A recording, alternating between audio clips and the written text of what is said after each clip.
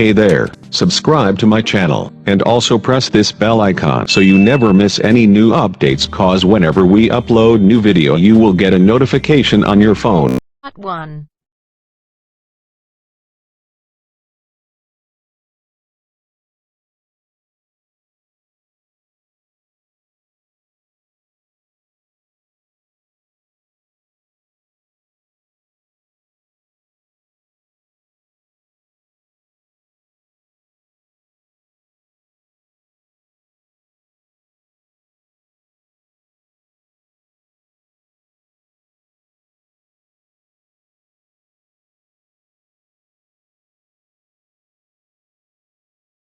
Hear a phone conversation between an estate agent and a woman wishing to rent accommodation. First, you have some time to look at questions 1 to 10.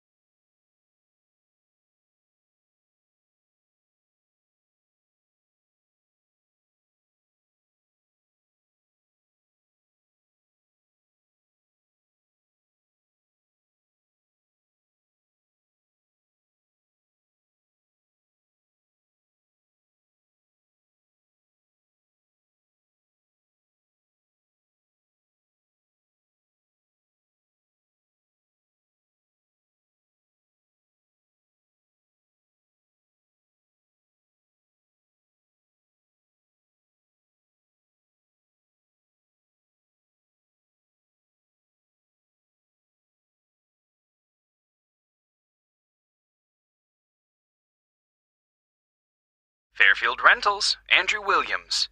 How can I help you? Oh, hello. I'm calling from the UK. My family are moving to Canada early next year, and we're hoping to find somewhere to rent in Fairfield for the first 6 months while we settle in. Right, I see. Well, let's get your details. Yes, my name's Jane Ryder. Okay, Jane. And can I have a phone number? The best number to get you on. Well, that'd probably be our home number. So, 0044 for the UK, and then it's 208 613 2978. All right. And an email address, please, so we can send you out all the information and forms. I think it's best if I give you my husband's email. He's sitting in front of a computer all day, so he can print stuff off and get it back to you sooner than I could. It's richard@visiontech.co.uk. I'll just spell the company name for you. That's VISIONTECH.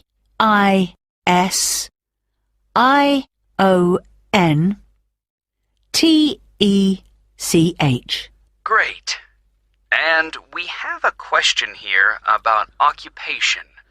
Richard's an IT specialist for an advertising company. They're transferring him to their Fairfield branch. Actually, just your job for now, thanks. Me? I'm a doctor at the hospital in our town. Okay, I'll put that down. Now, what kind of accommodation are you looking for? House? Apartment? An apartment, probably, as long as it has 2 bedrooms. There'll be me, my husband, and our 10-year-old son. And so with an apartment, you're less likely to get a garden. That's okay. But what about a garage? Is that something you'll want the apartment to have? Yes, that's definitely important. Okay, just a moment. I'll just make a note of that. But, before we go on, I should probably say now that what we don't need is any furniture, because we'll be shipping all that over, and I don't really want to pay for storage while we're waiting to buy a house. Not a problem. I'll make a note of that. Actually, though, just thinking about the kitchen, what can I expect from a rental property? I mean, What kind of equipment is provided? Well, the normal thing is that you get a stove. I think that's a cooker in British English. OK, good to know. But how about a fridge?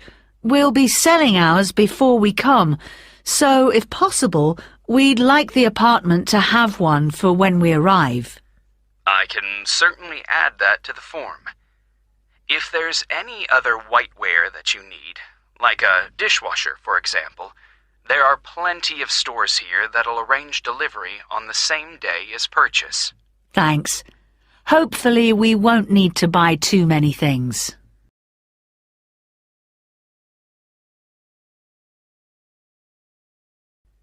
Now, how about location? Have you done any research into the Fairfield area? Not that much so far. Well, you mentioned you have a boy. I imagine you'd like to be fairly close to a school. Good idea. That would help. What's public transport like in Fairfield? Is it easy to get around? The bus service is pretty comprehensive. There are plenty of local routes, services into the city and out of town. OK, and for a two-bedroom apartment, what sort of rent should we expect to pay? Well, looking at the properties we have at the moment, prices start from around $730 per month and, depending on the area, can go up to $1,200. That's too much. Something halfway would be better. So, would your limit be, say, $950? I'd say so, yes.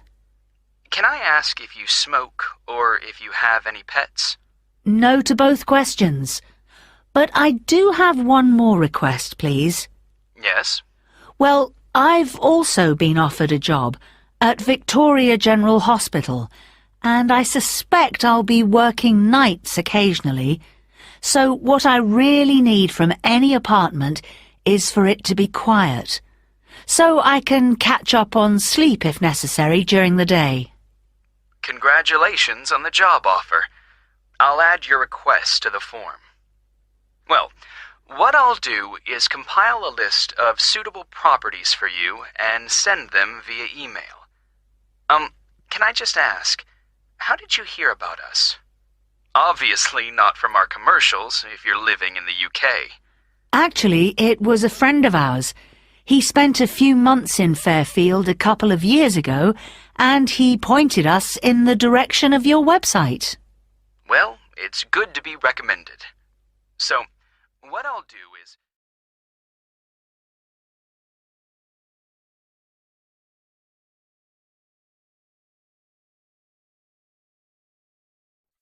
That is the end of part 1. You now have half a minute to check your answers.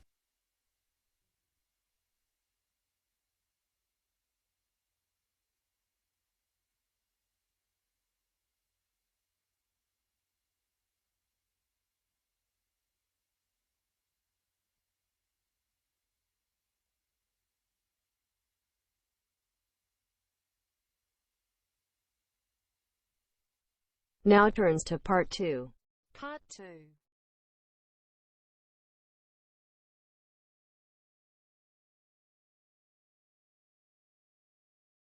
You will hear a police officer giving advice on protection against local crime. First, you have some time to look at questions 11 to 15.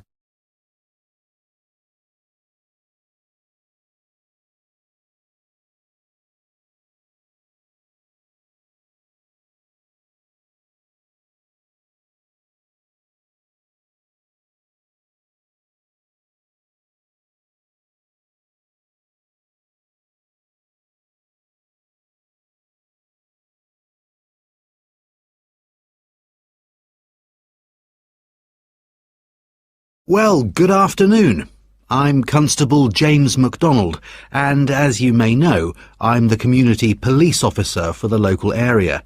That means that, as part of my job, I try to get out in the community as much as possible, talk to the people that live in this neighbourhood, people like yourselves, and make sure there's an effective level of communication between the public and the police. Hence the reason for this meeting. There have been several burglaries in the area in the last few weeks, and I'd like to talk about ways you can keep your home and property safe. So I'd suggest that a good way to start is by talking to your neighbours and exchanging contact details with them. This will allow you to get in touch immediately if there's anything suspicious happening next door. Then make sure you have a good discussion about the best course of action to take in case of emergency. Make sure everyone is clear about what to do and who to call. If you plan ahead, this will prevent uncertainty and even panic should anything happen later. Another thing that I would advise you to do is always leave your radio playing, even when you go out. And if you keep your curtains closed, burglars are less likely to try and break in because they can't be sure whether someone's home or not. Now, none of us want to be in the situation where we can't get into our own home, but do take time to think where the best and safest place is to leave your spare keys. Putting them under the doormat or anywhere near the front door is just asking for trouble. You'd be surprised how many people actually do this, and it makes life really easy for burglars. All these things will help keep your community safe and will cost you nothing. However, if you are going to spend some money, what I'd recommend more than anything else is that you invest in some well-made window locks for your house. This will give you peace of mind. Before you hear the rest of the conversation, you will have some time to look at the questions 16 to 20.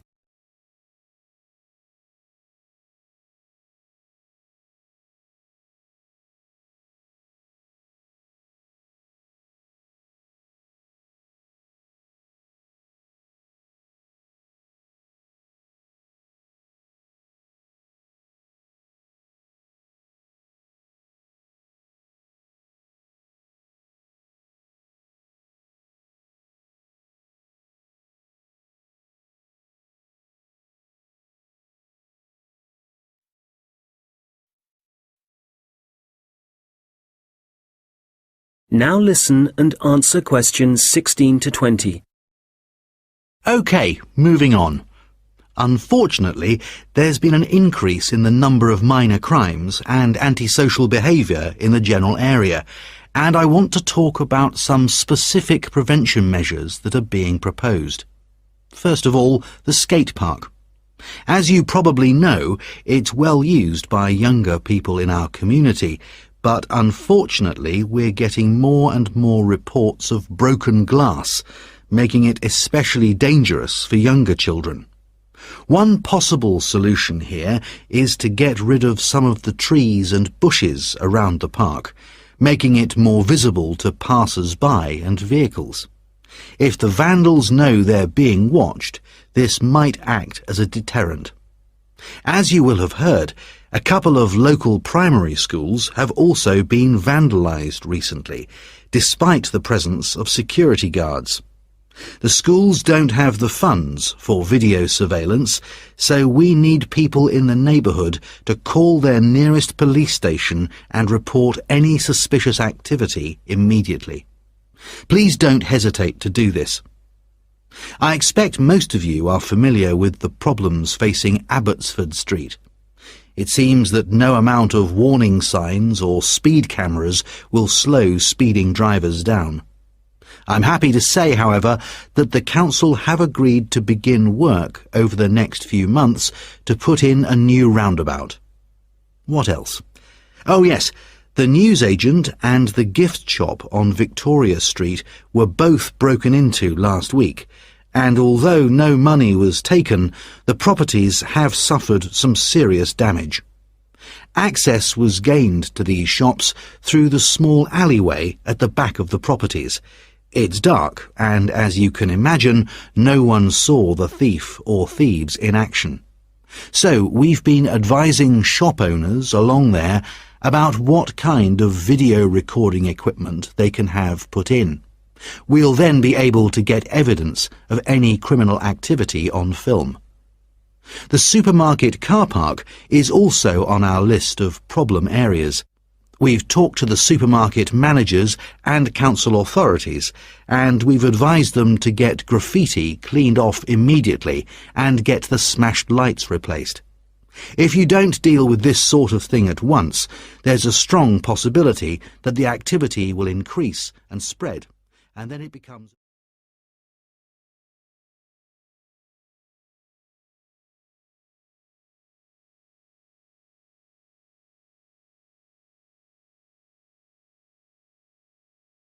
That is the end of part 2. You now have half a minute to check your answers.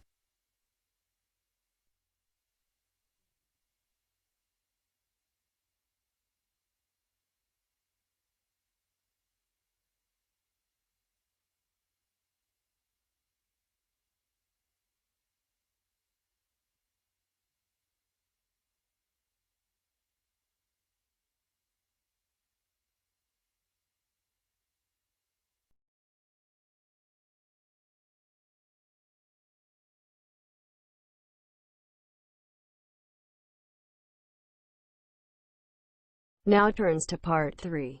Part 3.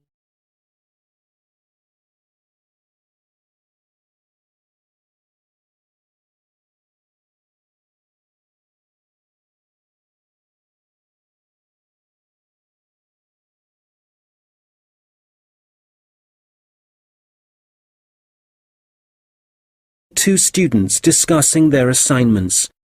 First, you have some time to look at questions 21 to 26.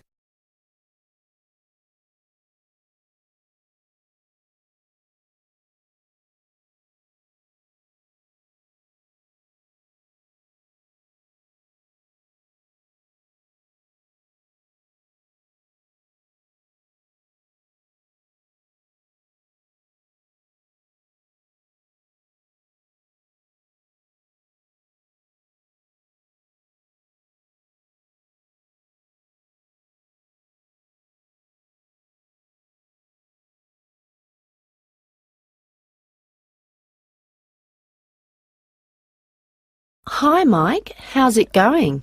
Actually, I was up last night with an assignment, so yeah, I'm tired, but I guess we'd better sort this presentation out. Well, we've done enough background reading, but I think we need to organise exactly what we're going to say about biofuels during the presentation, and the order.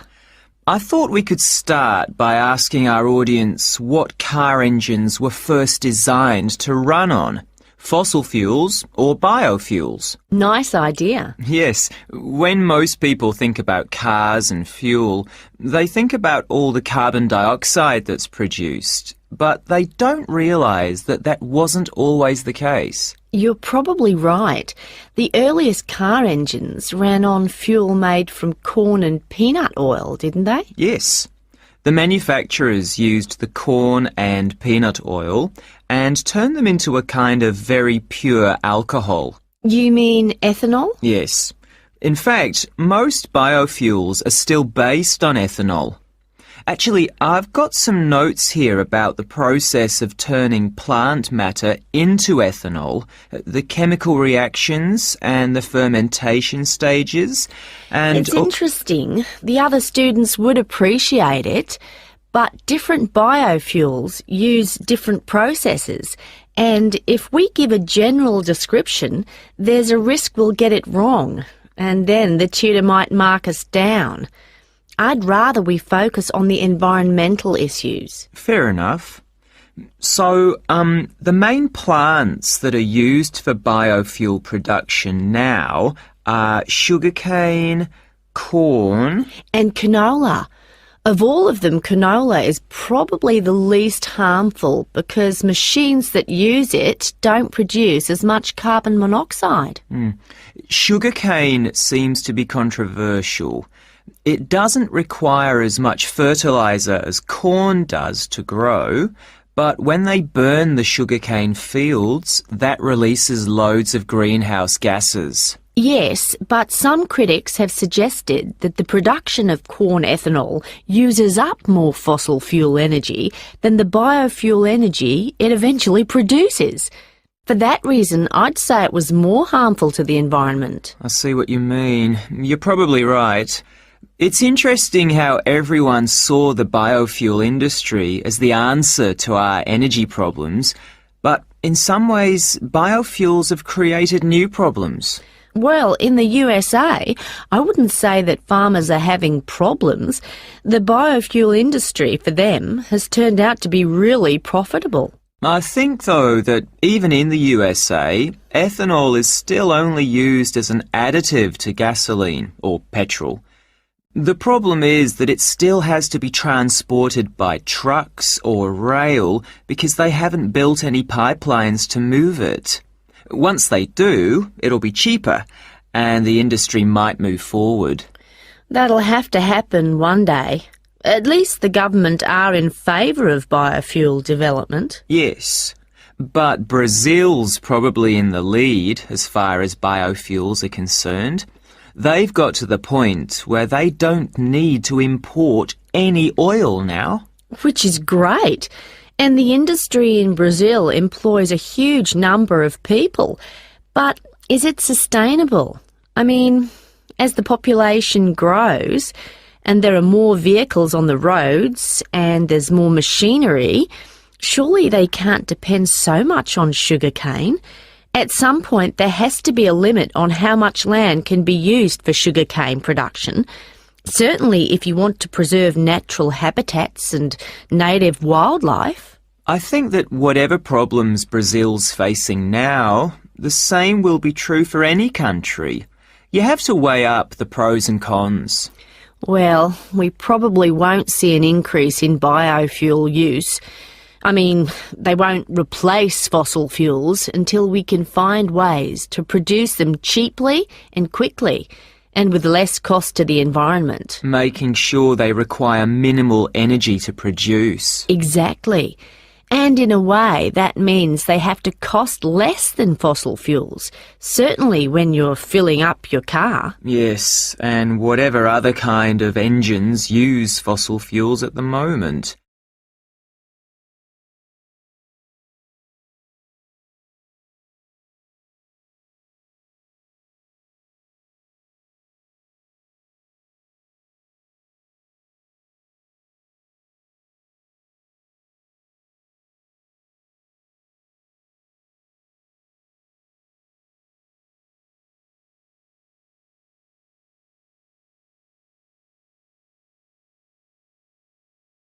Now listen and answer questions 27 to 30.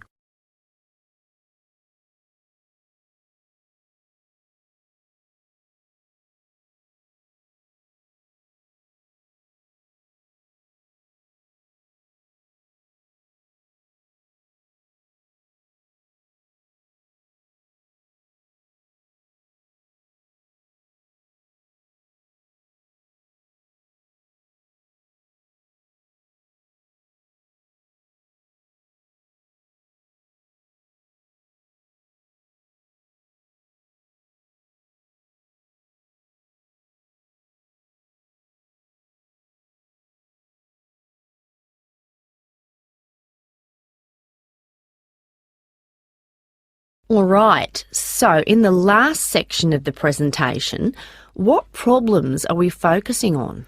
Well, we've already had a look at different types of pollution in the first section, so we can leave that out.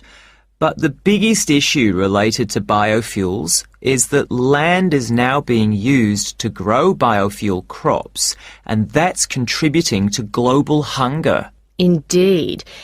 It doesn't seem right we're using corn to run cars when people can't afford to buy it to eat. Yes, let's talk about that. The other thing is that in some countries, the way that biofuel crops are grown and harvested still produces a great deal of pollution, really damaging to the atmosphere. Okay, that's definitely an issue we should look at. Let's not finish on a negative note, though. Why don't we talk about the potential new sources of biofuel? So rather than corn and sugarcane, what other plants could be used? Good. Some companies are exploring the possibility of using wood and seeing how that can be used to make ethanol. Yes, and algae is another possibility. You can grow it in any water and it absorbs pollutants too. I read that. And grasses, they're another plant that researchers are investigating as a biofuel. And these kind of plants aren't used as food, which is why...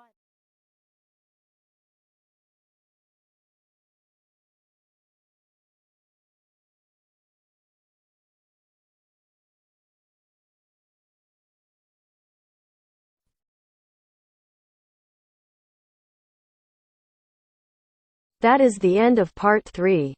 You now have half a minute to check your answers.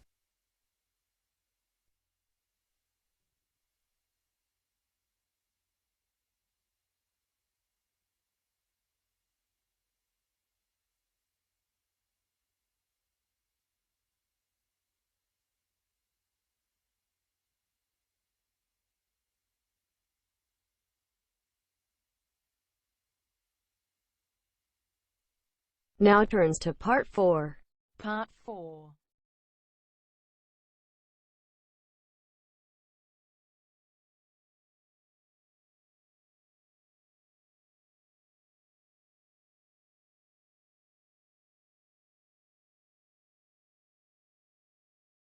You will hear a lecture about how technology affects human interaction.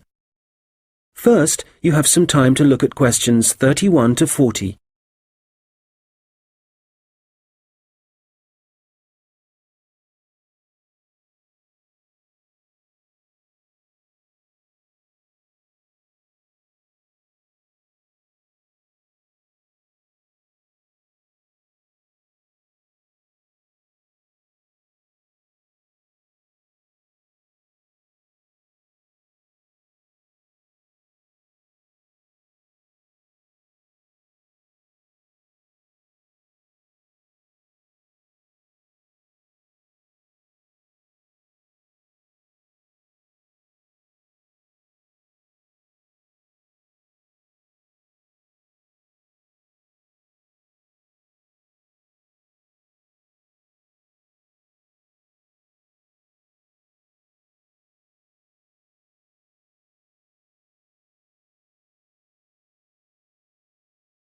Good morning.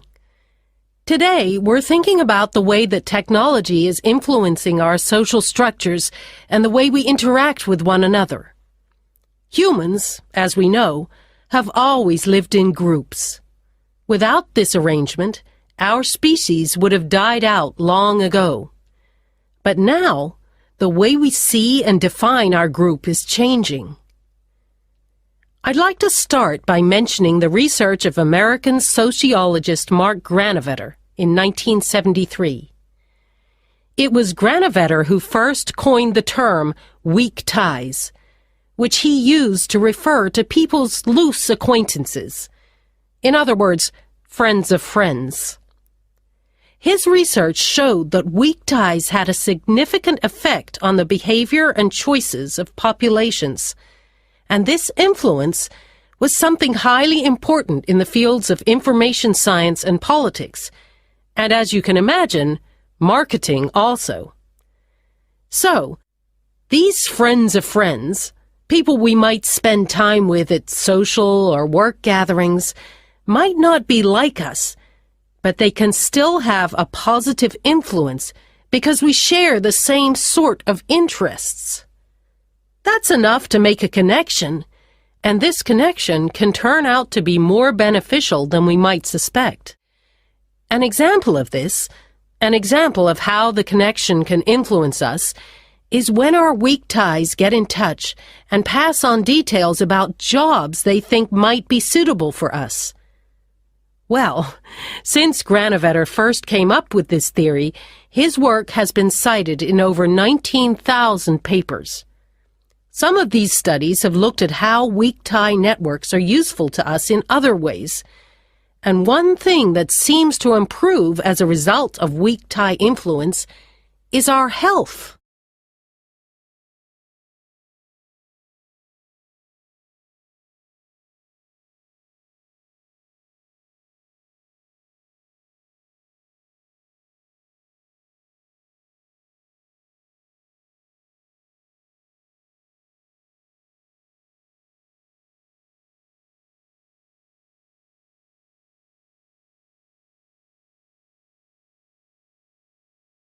Today, our number of weak tie acquaintances has exploded due to the Internet, to the phenomenon of online social networking. This is still a relatively new way of communication, something that has a huge amount of potential. But also, as with any invention, it brings with it a new set of problems. Let's start with the benefits. Without question, online social networking allows us to pass on the latest news, to be up to date with local and global events, and for many, this information comes from sources more trustworthy than local media. So this is one clear point in favor of online social networking. I know that it's also being used by students as a means of increasing their chances of success in the way that lecture notes can be shared and ideas discussed. I think, personally speaking, that we need some further research before we can definitively say whether it helps or not. There's also been a great increase in the number of networking sites devoted to sharing advice on health issues, but there are as yet no studies to prove the reliability of that advice. Now, what we do have clear evidence for is that people are developing friendships and professional networks in a way that wasn't possible before. The process is faster. I'm not talking about quality here, but simply that they exist. And it's debatable whether the number of online friends that you have increases your level of self-confidence. That's perhaps an area of research some of you might be interested in following up. Turning to the problems, there are any number of articles connecting online activity to falling levels of physical fitness. But it's too easy to blame the Internet for our social problems. The poor grades of school children are also frequently linked to the time spent on social networking sites. But it would be naive to believe there are no other contributing factors. One real concern, however, is the increase in the amount of fraud, where, for example, people are using the personal data of others, which they've put online, for criminal purposes. This kind of activity seems likely to continue. And then, certainly for employers, online social networking sites have provided a great time-wasting opportunity, reducing productivity like never before, and I doubt they can put a stop to this habit, no matter what restrictions are in place. We'll come back to these issues in a minute, but I'd like to say something about the theories of Robin Dunbar, an anthropologist at Oxford University. Dunbar has found that the human brain has evolved in a way that means we can only give real attention to a particular number of people. 150, apparently. So, for example, if the number of friends on your online network is greater than that, according to Dunbar, this would imply the relationships are only superficial.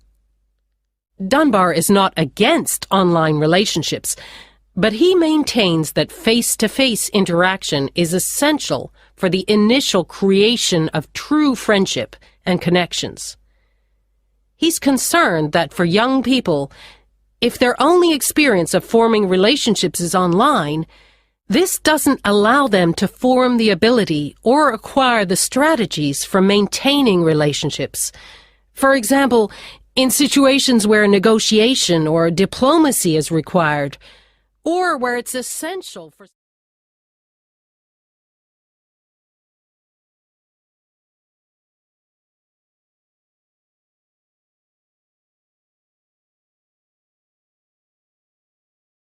That is the end of part 4. You now have half a minute to check your answers.